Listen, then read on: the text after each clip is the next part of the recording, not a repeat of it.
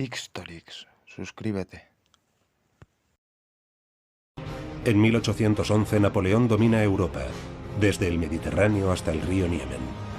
Para enfrentarse a los ingleses cuenta con el apoyo de Rusia. Después de su victoria sobre el zar Alejandro I en la batalla de Friedland en 1807 y el Tratado de Tilsit, Francia y Rusia se convierten oficialmente en aliados. Pero Alejandro reprocha a Napoleón su política expansionista y, vulnerando sus acuerdos, autoriza el acceso a sus puertos a los barcos mercantes ingleses.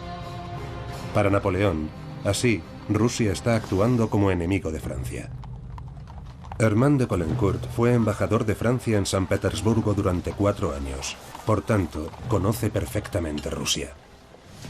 Me han informado de que se os echa mucho de menos en San Petersburgo y que incluso se celebró un banquete en vuestro honor por vuestra marcha.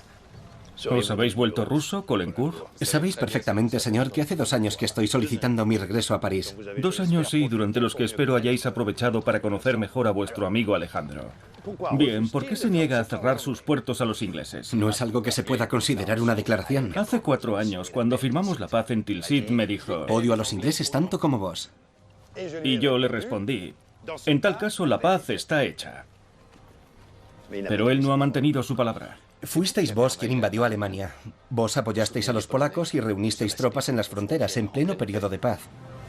Caulaincourt había sido anteriormente su ayudante de campo. Había sabido ganarse su confianza y su benevolencia. Pero a pesar de su admiración por Napoleón, no se deja cegar. Ve claramente su juego y teme por Francia. Nada puede justificar una campaña que os llevaría tan lejos de París. Ya ha habido demasiados muertos en los campos de batalla. Ah, Caulaincourt, no entendéis nada de política. Rusia es inmensa. Su clima es severo. Os dejarán avanzar y consumiros a marchas forzadas. Rehusarán el combate. Esperarán al invierno. ¿Ya no confiáis en mí?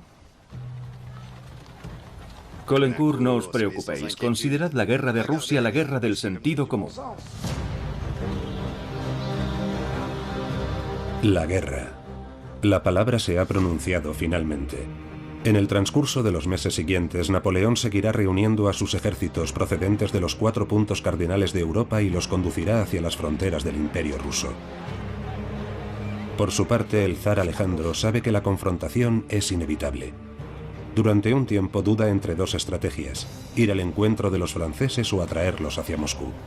Para poder burlar la vigilancia de los espías franceses, el plan debe permanecer secreto para la mayor parte del Estado Mayor y el pueblo ruso. Napoleón continúa ignorando las llamadas a la prudencia. Como constata Caulaincourt, ha retomado la senda irresistible de la fatalidad que le arrastra.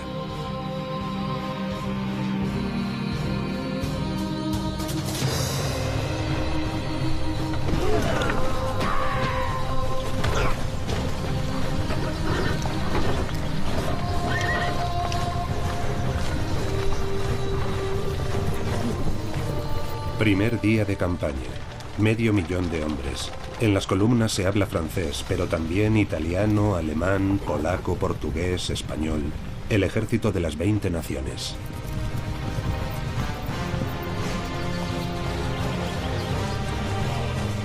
El primer imperio en marcha hacia su destino.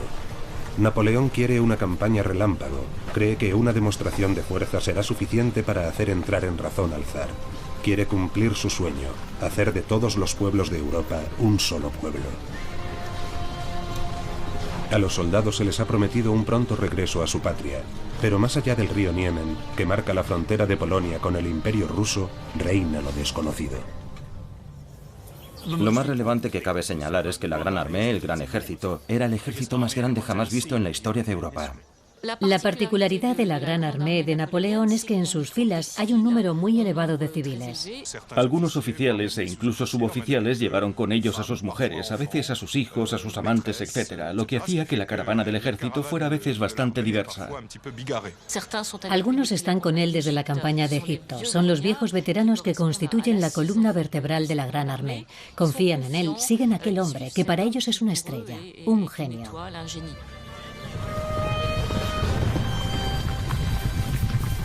Napoleón saborea el inicio de la campaña. Allí está de nuevo, en la tierra de los zares. En una carta a María Luisa, su esposa, muestra su optimismo y cierta desenvoltura. Escribe: querida, he cruzado el río Niemen. No ha acontecido nada digno de mención. Mi salud es buena, pero el calor es excesivo. El verdadero adversario de Napoleón para instaurar la preponderancia francesa en Europa es Inglaterra. Su objetivo es poner a Inglaterra de rodillas y obligarla a firmar la paz. En este contexto, en 1807 firmó una alianza con Rusia. En realidad era una alianza de un fuerte con un débil. Aquella alianza obligaba, por ejemplo, a Rusia a declarar la guerra a Inglaterra y a cortar cualquier tipo de comercio con los ingleses. Pero los rusos nunca pudieron respetar aquella parte del acuerdo, simplemente porque el comercio con Inglaterra era vital para su economía. Y luego había un factor más ideológico, es decir, en definitiva, ir a hacer la guerra a Rusia ayuda a la civilización europea contra la barbarie asiática, en la que Rusia se deleita. Si hiciéramos la pregunta a los rusos, responderían que Napoleón quería conquistar Rusia. Napoleón quiere ganar la guerra rápidamente. Espera derrotar al ejército ruso en menos de 2 meses. Obligar a Alejandro a firmar la paz bajo sus condiciones. Pero no quiere destruir al Imperio ruso. No quiere destronar a Alejandro. Quiere llevar a cabo una guerra limitada. Para Alejandro, el enemigo a batir es Napoleón, no Francia, cuya cultura e historia admira profundamente, hasta el punto de que a él le gusta expresarse en francés tanto como en ruso. Sire, la Gran Armée ha cruzado el río Niemen esta mañana. ¿Sin una declaración de guerra? Es imposible. El nuevo embajador de Francia envió hace unos días una nota anunciando que su misión había terminado. ¿Hace 2 días? ¿Y por qué no se me ha informado? No pensábamos que... Esa era su declaración de guerra. Estamos preparados para librar batallas, Sire. No comparto vuestra opinión, general. No.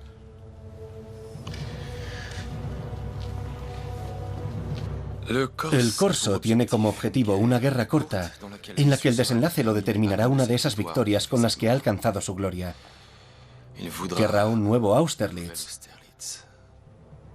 Nosotros vamos a privarle de ese placer.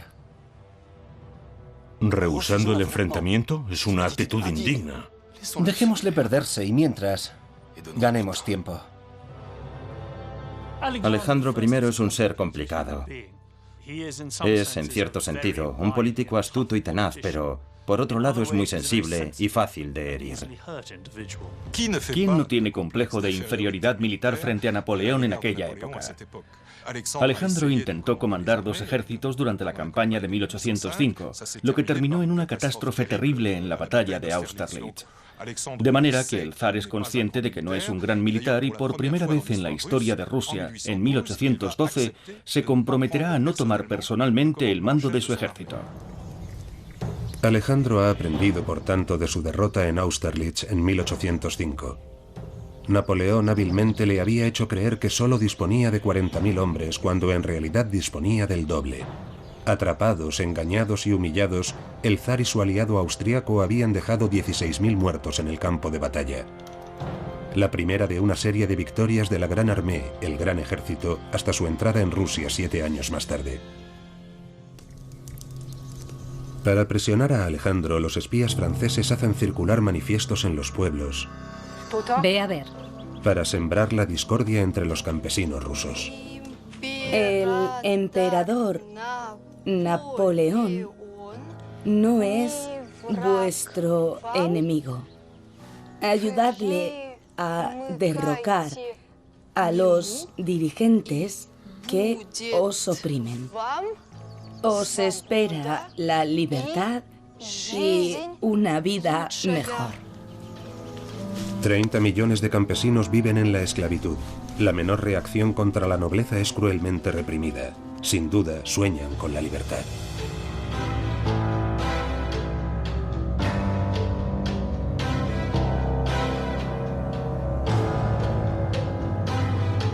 Detente. Prometiendo abolir la servidumbre, Napoleón podría ganarse su lealtad, pero a pesar de su sufrimiento están unidos a la tierra rusa, es su mundo. De los franceses que se aproximan no saben nada. En los inicios de la campaña, ni Napoleón ni Alejandro pueden predecir cómo será el comportamiento de los campesinos, ni su fiabilidad. Rusia es una inmensa incertidumbre. Desde hacía 300 años, en el territorio ruso no se había producido ninguna invasión. Por eso el pueblo ruso percibió la intrusión de Napoleón en su territorio como una invasión comparable a la de los tártaros mongoles de antaño, que habían vivido sus abuelos.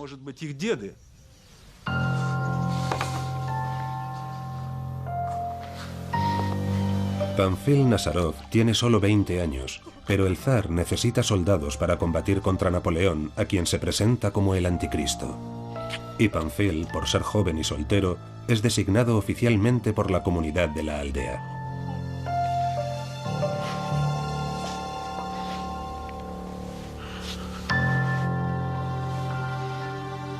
Los jóvenes campesinos como él se incorporan a filas con el consentimiento de sus propietarios, que contribuyen de esta manera a la defensa de su santa madre Rusia. ¿Por qué? ¿Por qué me obligan a marcharme?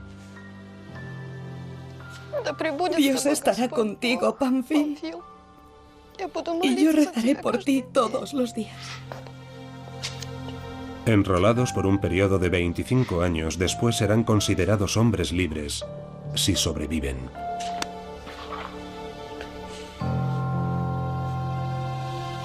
Pamfil Nazarov realizará el difícil aprendizaje de la vida de soldado y pronto estará listo para enfrentarse a la Gran Armée.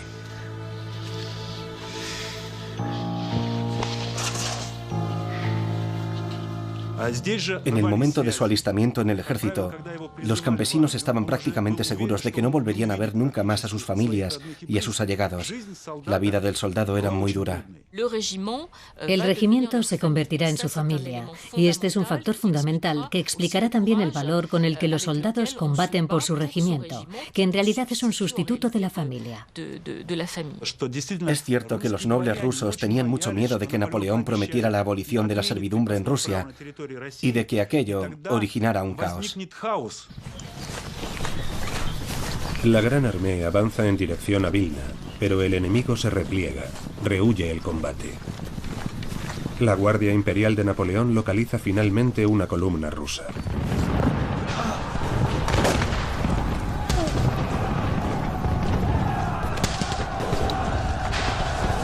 Primer enfrentamiento, primer cuerpo a cuerpo. Los dos bandos juran morir antes que ceder una pulgada de terreno. Un cruel anticipo de los combates por venir.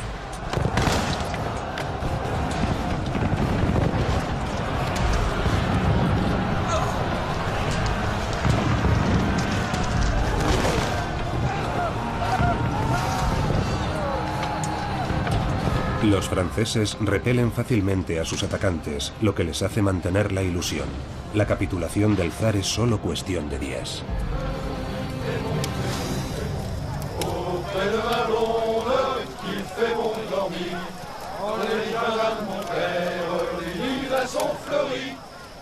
El sargento Adrien-François Bourgogne, granadero de élite de la Guardia Imperial, ha participado en todas las campañas de Napoleón hasta 1812.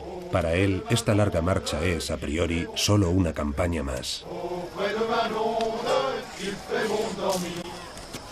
¿Sargento? ¿Duval? ¡Duval! Amigo. Ay, ¿Cómo has cambiado? ¿Tu herida? un rasguño. Paisano, vengo a ofrecerte tu parte. Un pequeño furgón con todo lo que contenía, requisado a un general ruso. Lo hemos dejado todo en el coche de Florencia, nuestra cantinera. Nos acompaña desde España y la he tomado bajo mi protección. No hay nada deshonroso, no hagas caso de los chismes. Descuida. Tienes que comer, niño, para enfrentarte a los rusos. Si no, se lo diré al emperador. Conmovedora coincidencia. En el mismo regimiento, Burgogne se reencuentra con 12 hombres de Condé-sur-Lescaut, su pueblo natal, a 2000 kilómetros de allí. ¿Y a ese qué le pasa? No ha soportado la prueba de fuego. Al primer cañonazo huyó de su puesto. No regresó hasta que la batalla había terminado. Ya.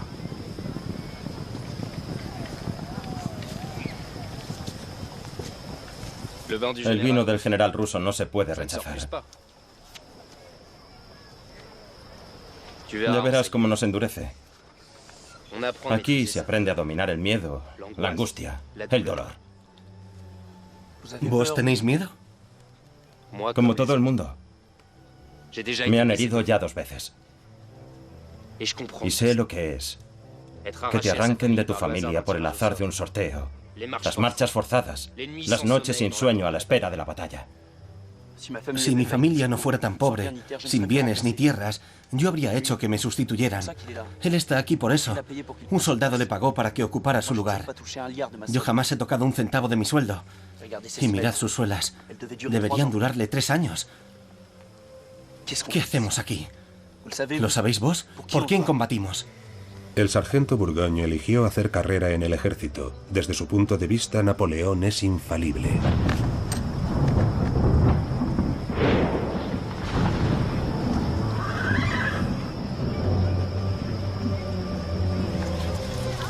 Ve el soldado. Poco podía imaginar que 11 de los compañeros que acababa de reencontrar en breve dejarían de existir. La Gran Armée se prepara para entrar en Vilna, capital de Lituania. Vilna había formado anteriormente parte del Reino de Polonia antes de ser anexionada por Rusia, pero el zar acaba de abandonar la ciudad, lo que representa una gran satisfacción para los habitantes de Vilna y los 30.000 soldados polacos enrolados en la Gran Armée. Cuando los franceses entraron en Vilna por primera vez, los polacos y particularmente la nobleza polaca los acogieron como sus liberadores, porque creían que Napoleón les daría la libertad. Y algo mejor que la libertad, que resucitaría el Estado polaco. Alejandro ha estado aquí mismo hace algunas horas. ¿Por qué me entrega la ciudad sin combatir? Os lo dije, señor. Hará todo lo posible para que esta campaña se eternice y para privaros de una gran batalla. El tiempo es su aliado. ¡Cobarde! Se deshonra a los ojos de los valientes polacos. Señor, el general Balachov, embajador de Su Majestad Imperial. Desde Pedro el Grande ningún enemigo había entrado en vuestro territorio, general Balachov. Y vos me habéis dejado conquistar una provincia entera sin haber siquiera presentado batalla. ¿No siente vergüenza, general? Os puedo asegurar, Sire, que los rusos lucharán como leones. El emperador, mi señor, exige la retirada de vuestras tropas. Mi hermano Alejandro es un novicio en materia militar. ¿Por qué ha decidido asumir él solo la comandancia suprema? Podría sorprenderos. Antes de 2 meses se verá obligado a pedirme la paz. Vamos a quedarnos aquí varios días para reponer las existencias de alimentos, instalar hospitales para cuidar de los enfermos y los heridos, reestructurar la administración lituana, Berthier apoyándonos en las élites locales, formar un gobierno provisional y proclamar su autonomía. Pero nadie se dejará engañar, Sire. Este gobierno estará bajo nuestra tutela. Colencourt, no os he pedido vuestra opinión. ¿Tenéis la intención de declararos a favor de la independencia de Lituania? ¿De decir claramente que Polonia existe? De ninguna manera pondremos en peligro nuestra alianza con Austria. Los polacos deberán tener paciencia. En ese caso, vuestras llamadas a su patriotismo serán letra muerta. Una parte de Polonia pertenece todavía a Austria, y Napoleón necesita a sus aliados austriacos para vencer a los rusos. Los rusos no huyeron, si se puede decir así, de forma espontánea de los franceses. Era una estrategia que habían decidido los estados mayores alrededor de 1 año antes de la entrada de los franceses en Rusia. La retirada del ejército ruso debe, evidentemente, acompañarse de todos los medios que conduzcan a frenar el avance del ejército de Napoleón. Y entre esos medios está la política de eso que llamamos tierra quemada, que consiste en destruir todas las existencias de alimentos disponibles, de víveres, pero también de forraje para los animales, para todo el ganado.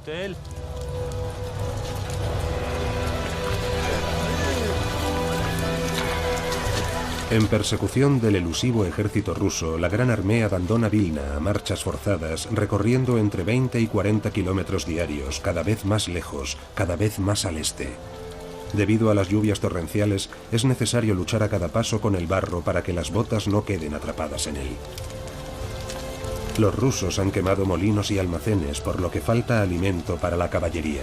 Se arranca la paja podrida de las cabañas, pero los caballos se están muriendo.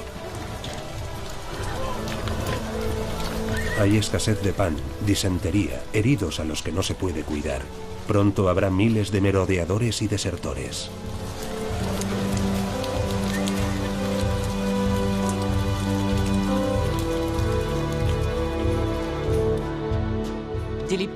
Desde las primeras semanas de la campaña empezarán a producirse los primeros problemas. Los primeros, yo no diría síntomas de hambruna, porque sería excesivo, pero sí los primeros problemas de aprovisionamiento alimentario. Hay indudablemente varias decenas de miles de hombres practicando el merodeo que viven a expensas del ejército y no pueden ser operativos en términos militares. Para fortalecer las filas de su ejército y recuperar la cohesión, Napoleón tiene más que nunca necesidad de una gran batalla que ansía desde hace semanas. A lo lejos, una multitud de puntos luminosos, los campamentos del ejército ruso. El ejército del zar. El momento tan esperado. Están ahí, preparados, ante sus ojos.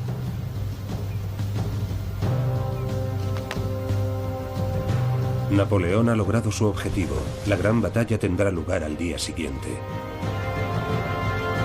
Una victoria digna de Austerlitz, y esta guerra habrá terminado.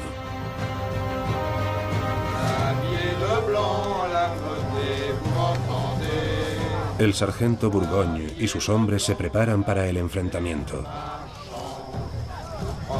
Se limpian las armas, se comprueban los fusiles.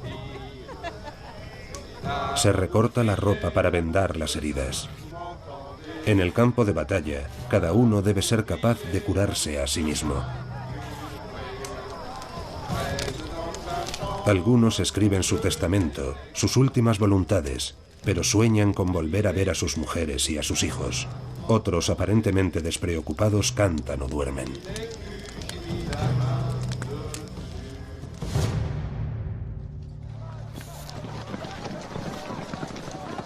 Esta campaña ha costado ya a Napoleón en hombres, en caballos y en material el equivalente a 2 batallas perdidas. Es urgente vencer. Señor, venid a ver. Rápido. Ya voy, Caulaincourt. Buenos días, señores.